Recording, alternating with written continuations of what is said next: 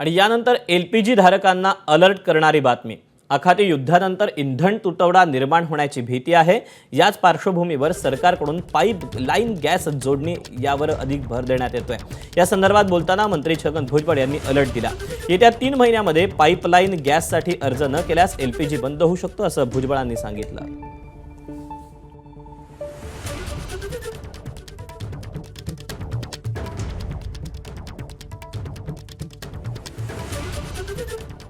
जी घबराहट जी आहे, याने 3 आणले मग मी पण 2 आणले पाहिजेत, मी पण 3 आणले पाहिजेत। माझी विनंती आहे की LPG भरपूर आपल्याकडे आहे, उगीच मोठमोठ्या लाईन लावण्याची काही गरज नाही आहे। आणि LPG विक्रेते किंवा पुरवठादार आहेत त्यांनी सुद्धा जास्तीत जास्त लवकर ज्यांचा क्रमांक नियमाप्रमाणे आहे त्यांना त्यांच्या घरी नेऊन ते सिलेंडर्स जे आहेत अदा करावेत, देण्यात यावे।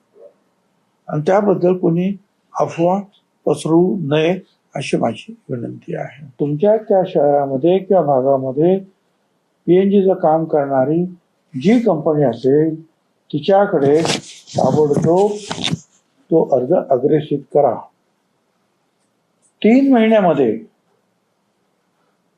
या सगळ्या ठिकाणी जर पाईपलाईनचं काम नाही झालं समजा, पण तुम्ही अर्ज केलेला आहे, तर तुमचं LPG बंद होणार नाही, कारण तुमचा हेतू घेण्याचा आहे। ABP माझा, उघडा डोळे बघा नीट।